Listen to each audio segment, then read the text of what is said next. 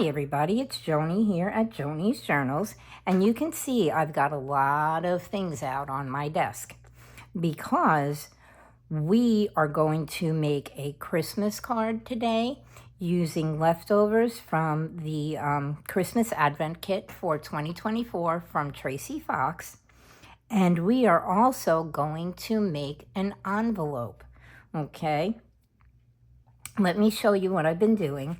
I've been using up some of the papers from the Christmas Scraps Kit and the random Christmas papers that we used yesterday. Well, we didn't use them. I showed them to you when we were making our Christmas bauble. Now you can see this little guy is from the Wonderful Woodlands. I know I'm going to mess up the name, but it's the Wonderful Woodlands Creatures. It's a kit from Tracy Fox, and it's adorable. We've used it before. This little guy is from that kit too. And these are the Christmas scrap papers. This is one that I used the Christmas scrap papers along with leftovers from the DD Advent Kit. If you remember, for my day, my story was the Christmas cottage, and so I had these little pine cones left over, and I figured I would incorporate them into a Christmas card as well.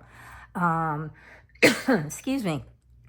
This paper again is from the Christmas scraps.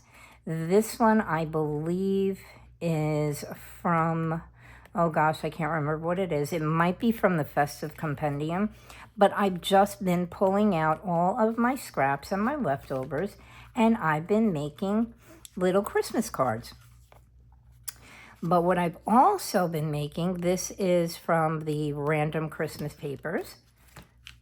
These have to be from the Festive Compendium. I used this one on another card. This is the random Christmas papers. And this little guy is from the Woodland Wonders kit. I will link it in the description box below. I don't know why I have such a problem remembering the name of that kit. And this little guy is too. This is a stamp that actually comes from scrapbook.com. It's their Holly Jolly Christmas stamps. And so, yeah, like I said, we're going to be making a card, not from start to finish. We'll be finishing one up. I've already started it so that process will go rather quickly, because I have made Christmas cards before doing them basically the same way. So I just figured we would finish one up using the backgrounds from the December Advent, which we also used yesterday when we made our baubles, and some of the little leftovers from the Christmas Cottage kit. Now, along with the Christmas cards that I made envelopes to go along with them. And you can see they're made from, my words are just escaping me, the craft paper. And I've stamped some snowflakes using a Tim Holtz set onto the envelopes to give them a little something something. Since a lot of these cards are going to be handed to the person that is receiving them, and a couple will be mailed, but I'll use a little white label on them. So these I made using my envelope punch board, but I just figured that, and I've showed you how to use it before, but I know that not everyone has it. So what I did want to show you was that these are almost identical to these, and these are made simply by folding. Okay, so let's finish our Christmas card first, and then we will make our envelope, because I've printed out a couple of extra sheets of this background, which is what I've told you before. This is my favorite background of them all. But I thought we would finish up our card first. So as you can see, my card is a 4x6, and I have cut out 2 pieces of the background paper to the size of 3.5 by 5.5 to just add as a little extra something on the card. And then on the inside, I've used plain green cardstock to jazz up the inside and give it a little something. And again, this stamp is from that Holly Jolly Christmas set that I got from scrapbook.com. And again, the papers. And I always add a little tag or a little label onto whatever I make so that someone knows that it's handmade. And this is actually a little wooden stamp that I don't even remember where I got it. But lo and behold, it's a Tim Holtz stamp, and it is made by Stampers Anonymous. Now, whether or not it's still available, I'm going to bring it up a little in case you guys want to search up. I do know that Stampers Anonymous is not a company that stops manufacturing their stamps. And I know that a lot of the older Tim Holtz stamps made by Stampers Anonymous, you can still get them directly from Stampers Anonymous. So this might be something, if you are a creator and you do like to add your name to it, you might want to look it up. It appears to be, the number is G2-1609. And you can go on to stampersanonymous.com if you're interested and see if you can find it. It says limited edition created by, and that famous little pointy finger, admit one, good on day of purchase only. But it gives you a spot where you can number whatever it is that you're using this on. For instance, this is the last card in a series of 8. So it's number 8 of 8. So I do use it often. But as I was saying, the card is 4 by 6. This piece here is 3.5 by 5.5. And I've cut another piece to add to the front. My cards are very hefty. They're very heavy because they do have a lot of layers to them. And I like to add a lot of layers to them because it makes them special. So this piece is 3.5 by 5.5. And this piece I've already forgotten with all the babbling on and on. This piece is 3 by 5. So I did it in graduated increments of 1/2 inch. So you leave a little border all the way around. And we're going to add this piece to the center front of the card. And I do have yuckies on my glue. I'm a little out of sorts right now. I've just been sitting with my daughter and she did my nails for me. And I was just so relaxed, I was actually almost falling asleep. And it is late in the afternoon for me. Oops, look, I got a glob of glue here. This is going to be one of those videos, guys. Excuse me. I was almost falling asleep. It's almost 5 o'clock here. I don't know what it is by you, but right now for me, it's around 5 o'clock.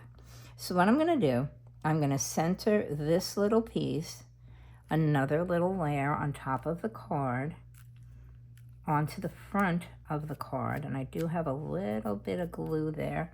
Let me just get my glue eraser and see if maybe I can get that off. I think I've made it. Oh, no, there it goes. Got to wait for the glue to dry. I think I might have made a bit of a mess here. That's okay. We'll cover it up somehow or another. So I do have this little piece centered in the front. And then I have this pretty wreath from the, actually it is the cottage, Christmas at the Cottage story. And I just cut it out. And you know, guys, if you've been following me for a while, I do not use craft knives. So I made a little slice along the side here so that I could cut out the center of the wreath. And we're just going to glue it down. Actually, I should have glued my sentiment on first, but I think it'll be okay. I'm going to put a little glue around the center there. And I have this sentiment, Joy to the World, for the front. And I'm going to just put it here to size it out or space it out so that I know roundabouts where I should lay my wreath down. So yeah, I had a lot of these things left over. And rather than just put them aside, I figured I would make some more Christmas cards because I did make a bunch in November. that, believe it or not, I was still working on up until about a week ago. My husband's looking at me and he's going, "What are you doing?" I said, "I'm still working on Christmas cards." So there we go. We have our little wreath on the front. And I like to add a little something to the inside too. Just making sure this is stuck down well enough. So I have this little pile of presents that also came from the Christmas at the Cottage portion of the stories, the Christmas Anthology. And I'm just going to glue down my sentiment right in the front, in the center, underneath my wreath. And I'm going to make sure I've got it right in the center there, like so. And so there we have the front of our card. Very quick and easy. The most tedious part of making these cards, because the cards you can throw together in almost no time, the most tedious part is cutting everything out. And by that, I don't mean the fussy cutting. I mean cutting out the papers. But if you are serious about making some of these, because I just think homemade cards are special. I do make cards for my family for birthdays and such. And like I said, I have a pile that I've been working on for Christmas. And so, yeah, everybody gets a handmade card. And it's just a little bit, like I said, special. A little bit more than the store-bought card. And when you think about it, it may take quite some time to cut things out and ink them up and size everything. But think about how long it'll take you to get up and get dressed and go to the store. You know, a couple of hours of cutting papers compared to, you know, getting dressed, getting ready, having something to eat before you leave, getting in the car, driving to the store, waiting in line. It works out to be, I would say, pretty equal.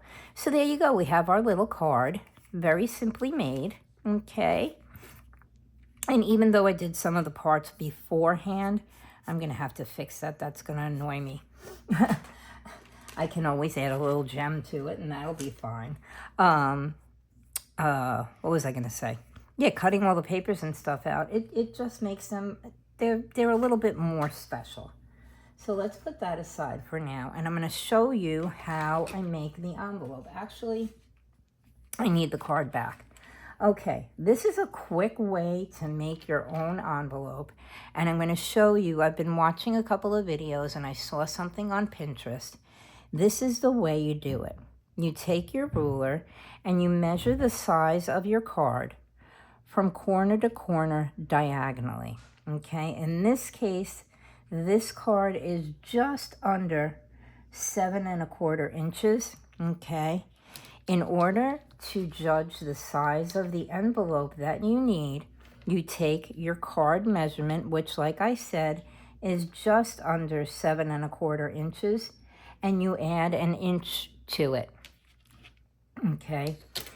So we want to cut out a piece of paper that is 8 1/4 inches by 8 1/4 inches.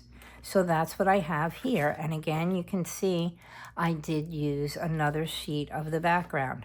Now this one is a little bit thick because I usually use 65-pound cardstock, but it'll work, okay? I've already started one so that we have a little bit less to do after I show you how to make the envelope.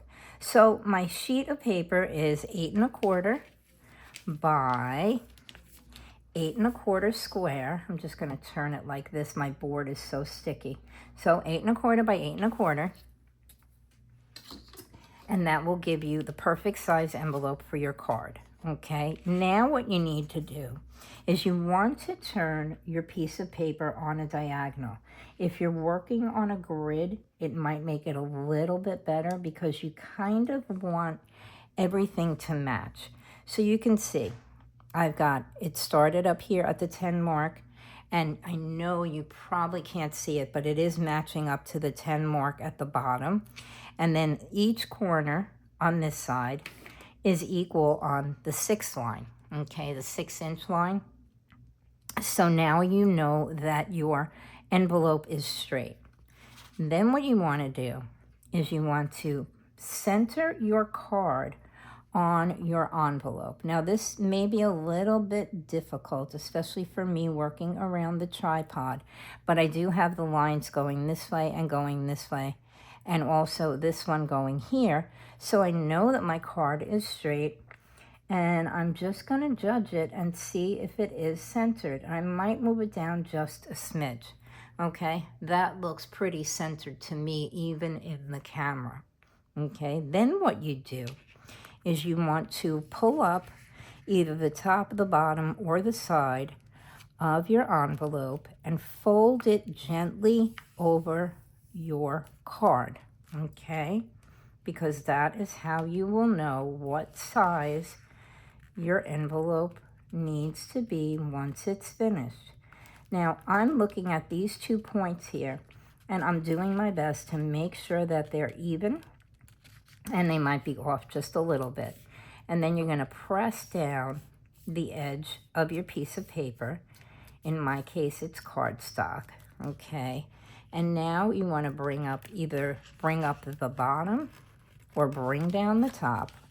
First, let me fold these out. I'm finding that it works better this way if I fold the sides out, because I am working with such thick cardstock. And you want to fold up, like I said, the top or the bottom to the edge of your card. And again, just push it down, okay?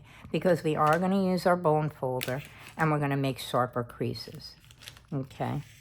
Then we're going to fold down the top. And again, I'm going to make sure my points are just about straight with each other. And again, we're going to push down on the fold on the envelope, okay? So now you have this piece, which is folded up on each side, okay? Then what you want to do is you want to take your bone folder. Let's get our card out of here. And really crease those lines. Okay, like so. Again, I'm going to fold it out because this cardstock is a little bit heavier than probably what I should be using to make my own envelope, but we're going to go for it. I'll fold this out. Then you want to fold in each side like so. Give it a crease. Okay, nice sharp crease. And then we'll turn in the other side and we will give it a crease. This one seems, I think, is a little bit lopsided, but that's okay. Okay, so now you have all of your edges creased. Now what you're going to do is you are going to take your scissor, which of course I put mine to the side, and you are going to cut out, you know what, let me take a little ink. I think it might be easier for you to see if I have the ink on here so that I can show you what we're going to be cutting out. Okay, I'm going to do it on all 4 sides. Plus it makes it easier for me to see where I'm cutting, because you guys know me, I do not cut a straight line ever. Okay, let's ink that corner, and then we'll just ink this corner, and then we'll do it over here, and we'll have a line for us to follow and for you also to be able to see. Okay, and we'll put a little ink there. Okay, so now what you're going to do is you are going to cut out all of these little corners here, okay? And I'm going to do that, hopefully straight. And let's see. Working around the tripod, guys. We're going to cut out this one. And we're going to cut out this one. And you can see that my folds are a little bit off because each of my corners appears to be a different size, but that's okay. I'm telling you guys, we weren't born as machines. And so we will do what we are capable of doing. All right, let's cut that one out. And then we'll cut out our last one. Okay, like so. There we go. Okay, now I like my edges to be rounded, so I'm going to take my corner rounder and I'm just going to snip off each of these corners like so. I'm using my largest choice, which is the number 10, on my little corner rounder. There we go. And there we go. Oh, and one more is left. Okay. And there we go. And now we're going to put our envelope together. Okay, I like to ink, so I am going to ink my edges on here a little bit. Okay, like so. And also on here, because these are the parts that are going to show when my envelope is closed.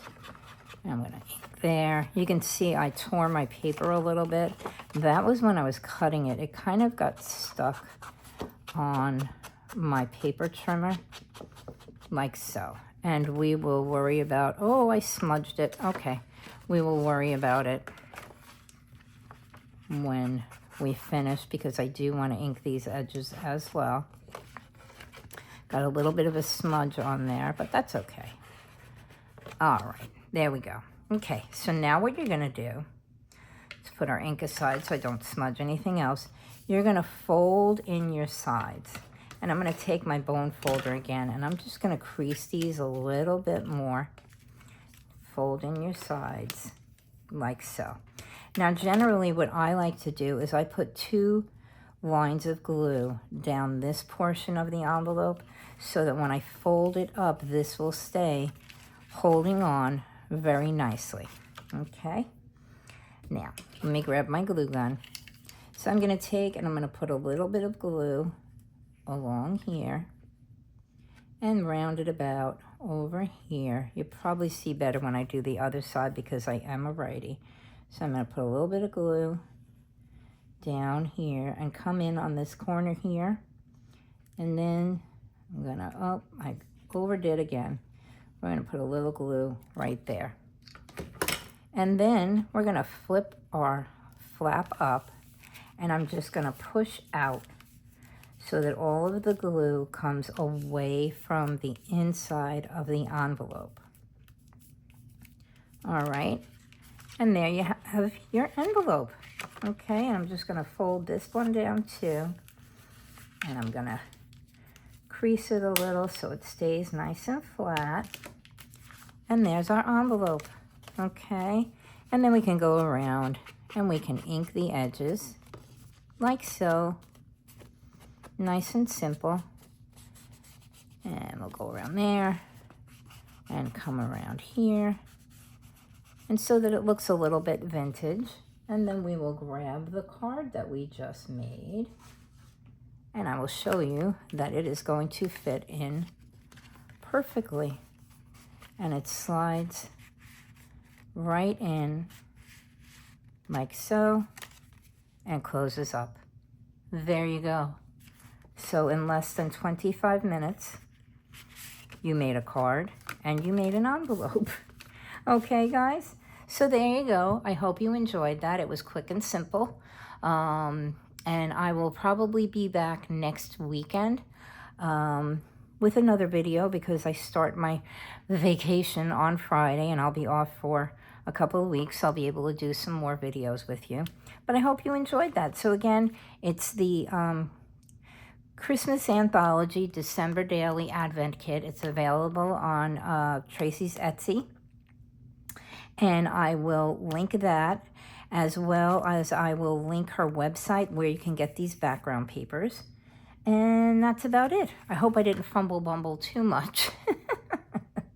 But I will see you soon. I'm going to send you lots of love and big hugs and ask you to please remember to like, subscribe, and comment. And I want to thank everybody for watching my bauble video yesterday. It was a little bit long, but it was a lot of fun, and I will link that one in the description box below as well.